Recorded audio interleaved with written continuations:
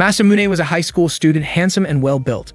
That morning, right after taking a shower, he stood in front of the mirror, admiring his own figure. He couldn't help but praise his own face and body until he realized that his younger sister, Chinatsu, was in his room. Chinatsu teased her brother, saying he was too narcissistic. Masamune denied it, insisting that he wasn't, and instead commented on how Chinatsu was already eating chips so early in the morning.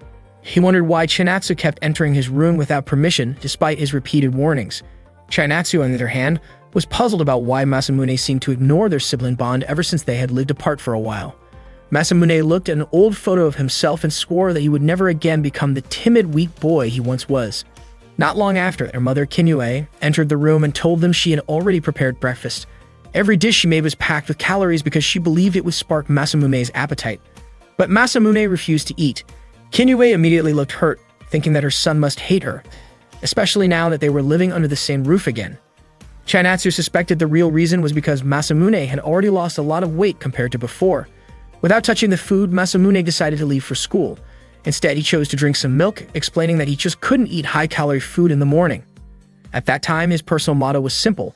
The most important thing was to be handsome because good-looking people were special. On his way to school, several female students turned their heads to look at him. Passing by the tennis courts, he paused for a moment to watch a few girls practicing. Suddenly, 3 of them started scolding an awkward-looking boy who they thought had been taking pictures of them. The boy nervously insisted that he had only been texting on his phone. One of the tennis players then recognized Masamune as the new transfer student from last week and invited him to join their practice. Masamune politely turned her down. More girls began to gather around, admiring how high his entrance exam scores were and how well he had played in sports. Hearing those compliments, Masamune smiled. He then praised the girls for practicing so early in the morning, which made their faces turn red, and they shouted excitedly after hearing his kind words. That moment made Masamune even more convinced that being handsome was the key to everything, and he felt confident that his plan would work out. When he arrived in front of the school gates, he noticed a crowd forming. Everyone was talking about how Shigeo had confessed his feelings to the so-called cruel princess. Among the students, Shigeo was seen as a cool upperclassman, and many believed that even the cruel princess would eventually accept him. Soon enough, she appeared on the school rooftop. Shigeo's excitement grew, and he called out to her with a nickname, comparing her to a shy Rapunzel. He asked her to give him an answer right there in front of everyone. The cruel princess smiled and purposely used her microphone so everyone could hear. She thanked Shigeo for his confession, but explained that she had asked one of her friends to look into his background. What she discovered shocked the crowd. She revealed that Shigeo had bought a certain comic book and secretly hid it inside one of his school textbooks. The students gasped. She continued by pointing out his habit of staring at girls' arms in ways that didn't seem respectful. On top of that, she even mentioned an online fantasy story Shigeo had written, where the main character just so happened to share his name. Hearing this, many of the female students quickly distanced themselves from him. Shigeo tried to defend himself, saying it was just a misunderstanding. The cruel princess didn't stop there. She even made fun of a mole on his chest, giving him an embarrassing nickname, and boldly wrote that nickname on a long banner for everyone to see. Shigeo's confidence collapsed, leaving him humiliated in front of the entire school. Masamune, watching the whole scene, realized how ruthless the cruel princess could be. Later, Masamune headed to his classroom. He thought that this school was truly intimidating, but he reminded himself that he couldn't be discouraged over something like that. His real challenge had only just begun. Suddenly, near the staircase, he accidentally caught sight of the cruel princess again, and their eyes met. Memories from his childhood came flooding back. He remembered a time when he had confessed his feelings to a girl, only to be rejected harshly and insulted. That painful moment had haunted him in his dreams ever since. Masamune woke up startled in class, surprising his classmates. Tae, the class representative, walked up to him and pointed out how soundly he had been sleeping. Masamune already knew who she was, and Tae was glad to see how quickly he was adapting to the new school. That was when Masamune realized something. Being handsome meant that no one scolded him, even when he fell asleep in class. Not long after, Kojuro brought some food for him. Masamune thanked her warmly. She had bought him bread stuffed with noodles, which looked like it had the same amount of calories as a full lunch. Masamune thought to himself that he would just do more sit-ups later at home. Kojuro admitted that she admired how Masamune stayed humble despite his good grades and athletic skills. She was a popular student herself, and in Masamune's eyes, she seemed like someone destined to be adored. According to Kojuro, there was another student in the school whose grades were just as good as his. Right at that moment, the cruel princess appeared with her attendant. She was looking for a boy named Akio, and turned to Masamune and asked if Akio was in their class. Not long after, Akio raised his hand. The so-called sadistic princess was named Aki. She walked up to him and read aloud the love letter that Akio had sent.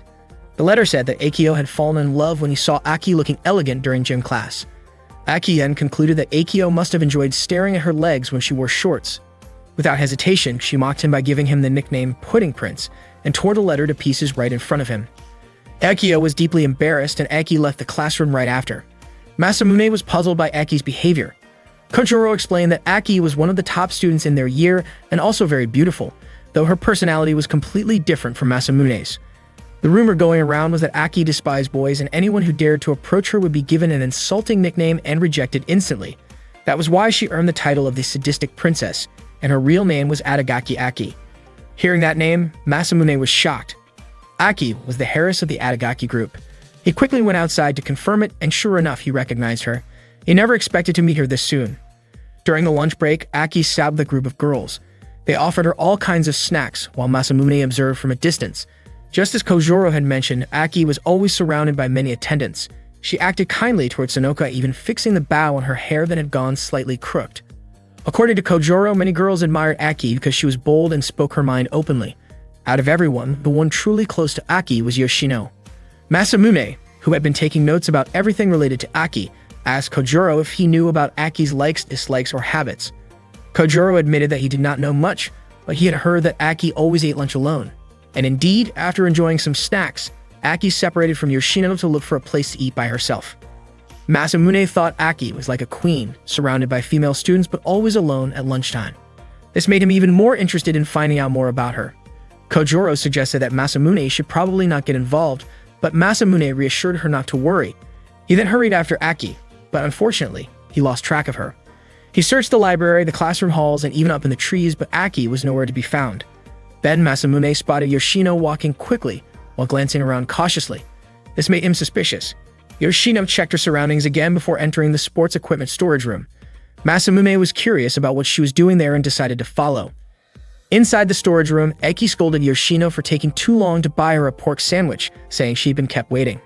Masamune felt relieved he had finally found her. But then, just as he was about to step closer, a spider dropped right in front of his face. Startled, Masamune screamed and ended up barging into the storage room. He quickly smiled and apologized, saying he had wandered into the area by accident. Aki, however, did not believe him so easily. She suspected that he had been deliberately looking for her. Masamune was surprised to see that Aki was having lunch in the sports equipment room, with a meal that looked more suited for a construction worker than a refined princess. Aki told him to leave immediately. Masamune mentioned that there were plenty of sporty girls who ate just as much, but then he was shocked to realize that Aki had not only one lunchbox but also the sandwich Yoshino had just bought. Embarrassed, Aki admitted that she would get too hungry if she only ate a regular portion. She also confessed that she was prone to hypoglycemia, which meant she needed to consume a lot of sugar, and she tried hard to make sure her stomach would not growl during class. Masamune decided to excuse himself, saying he had something else to do. Before he left, Aki asked for his name and warned him not to spread what he had seen. Masamune, however, felt that he had just discovered an important secret. From that day on, Masamune started greeting Aki more often, in the hallways when she was with friends and even in the library. During gym class, Kojuro mentioned that rumors were spreading around the school. People were saying that Masamune had grown close to Aki, and some even bet that the so-called sadistic princess would eventually fall for him. Masamune thought the truth was far from what his classmates imagined. In reality, Aki had become much harsher toward him, and he wondered how such rumors had even started. He believed no one would ever believe that a beautiful girl like Aki actually ate portions big enough for a laborer. One afternoon, Aki glanced out of her classroom window and sent Masamune a note telling him to go back to his cage. Just then, a ball thrown by Kojuro accidentally hit Masamune on the head. His friends worried and suggested that he go to the student infirmary, but Masamune assured them that he was fine. After school ended, Aki's friends said goodbye and left. Aki walked ahead while Yoshino stumbled behind carrying Aki's bag. Aki called out to Yoshino, asking her to buy some food because she felt like she was about to faint. Sonoka, in her usual blunt way, ordered Yoshino to hurry and get the food. Yoshino obeyed and ran down the street toward her shop. At that moment, Aki felt puzzled. She thought her lunch portion had been more than enough, yet it seemed her body was burning calories too quickly. She grew irritated because Yoshino was taking too long to come back.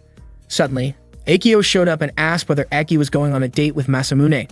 Clearly upset, Akio yanked Aki's long hair and scolded her for tearing up the letter he gave her, while still accepting Masamune's letter. He even said that being handsome must feel good. Aki told him to let go, but Akio lashed out, saying Aki had always looked down on others. He then pulled a pair of scissors from his pocket and held them up threateningly. Aki could only close her eyes tightly, bracing herself. Luckily, Masamune appeared just in time. He rushed forward, freed Aki's hair, and grabbed the scissors with his hand, which caused his palm to bleed. Masamune had already suspected something like this might happen because of how sharp-tongued Aki could be. When Akio saw the blood dripping, he screamed in fear and ran away. Masamune quickly turned to Aki and asked if she was hurt. Instead, Aki asked him the same question back. Masamune assured her that he was fine and felt relieved that she was safe. However, as soon as he looked at the wound on his hand, the pain hit him all at once, making him want to cry out. Still, in a way, he felt it was worth it. Not only did he know Aki's secret now, but he had also saved her, which meant she might not treat him so harshly anymore, especially since her pride would never allow her to ignore the fact that he had helped her. Masamune suggested that Aki shouldn't always look so stern, saying a girl becomes beautiful when she smiles. Hearing that, Aki's cheeks turned red with embarrassment. Back when he was a child, Masamune had been an overweight boy with a cocky attitude, making him an easy target for his classmates' teasing. At that time, Aki had once been his savior, helping him when others picked on him. But one day, everything changed. When Masamune gave her flowers, she threw them away and told him she had never liked him, cruelly giving him the nickname Pig's Foot. That day left a scar in Masamune's heart, and he swore to get revenge. His plan was to make Aki fall in love with him, reveal his true identity, and then reject her in the most elegant way possible.